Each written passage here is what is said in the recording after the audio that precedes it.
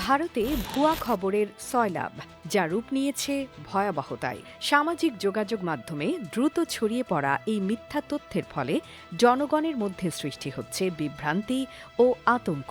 বিষাক্ত পরিবেশ যেন দেশজুড়ে। মাইক্রোসফটের জরিপ অনুযায়ী ৬০%-এরও বেশি ভারতীয় অনলাইনে ভুয়া খবরের শিকার হয়েছেন, যা বৈশ্বিক গড় ৫৭%-এর চেয়ে বেশি।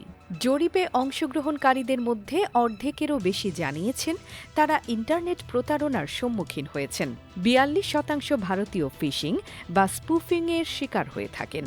এই জরিপে অনলাইন ঝুঁকির নানা দিক, যেমন ব্যক্তিগত তথ্য সংগ্রহ, অনলাইন বুলিং এবং মিথ্যা তথ্য বিশ্লেষণ করা হয়েছে। ভারতে পরিবার এবং বন্ধুদের মাধ্যমে অনলাইন ঝুঁকির বিস্তার দ্রুত বাড়ছে। ২০১৮ সালের মে মাস পর্যন্ত এই হার ৯% পয়েন্ট বেড়ে ২.৯% পৌঁছেছে। বিশ্ব অর্থনৈতিক ফোরামের ২০২৪ গ্লোবাল রিস্ক রিপোর্টে মিথ্যা তথ্য ভারতে একটি বড় হুমকি হিসেবে চিহ্নিত করা হয়েছে।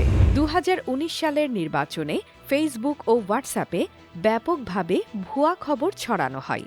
উদ্বেগজনকভাবে ভারতে প্রথমবারের ভোটারদের ৮৮% ভুয়া খবরকে একটি বড় সমস্যা হিসেবে অভিহিত করেছেন। সামাজিক যোগাযোগ মাধ্যমে খবরের সঠিকতা যাচাই করা হয় না। ভারত বিশ্বের সবচেয়ে বেশি হোয়াটসঅ্যাপ ব্যবহারকারী দেশ, যেখানে প্রায় ৩০০ মিলিয়ন ব্যবহারকারী রয়েছে। দুঃখের বিষয়, অনেক ভারতীয় পরিবারের বা বন্ধুদের কাছ থেকে পাওয়া বার্তার উপর অন্ধ বিশ্বাস করেন। ফলে যাচাই ছাড়া বার্তা ফরওয়ার্ডের ফলে মিথ্যা তথ্য দ্রুত ছড়িয়ে পড়ে। বাংলাদেশের ব্যাপারেও একই সমস্যা দেখা যাচ্ছে। বিভিন্ন ভারতীয় সংবাদ মাধ্যম যেমন হিন্দুস্তান টাইমস এবং ইন্ডিয়া টুডে যাচাই বাছাই না করেই ভুল খবর প্রকাশ করছে।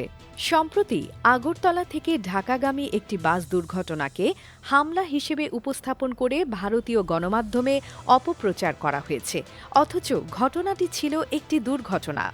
এছাড়া বাংলাদেশে ভারতীয় টিভি চ্যানেলগুলোর সম্প্রচার বন্ধের খবরও ভুয়া হিসেবে প্রমাণিত হয়েছে। তাছাড়া রিপাবলিক টিভিতে নিয়মিতই বাংলাদেশকে নিয়ে হেয় করা হয়। এই বাংলাদেশে যে মৌলবাদী সন্তানেরা ঘুরে ফিরে বেড়াচ্ছে, তারা কেন আর বাংলার সাথে চোখে চোখ রেখে কথা বলতে পারছে না? ভারত সরকার ভুয়া খবর মোকাবেলায় পদক্ষেপ নিলেও এ সংখ্যা বেড়েই চলেছে। এটি একটি বড় সমস্যা হিসেবে দেখা হচ্ছে। AB news desk report.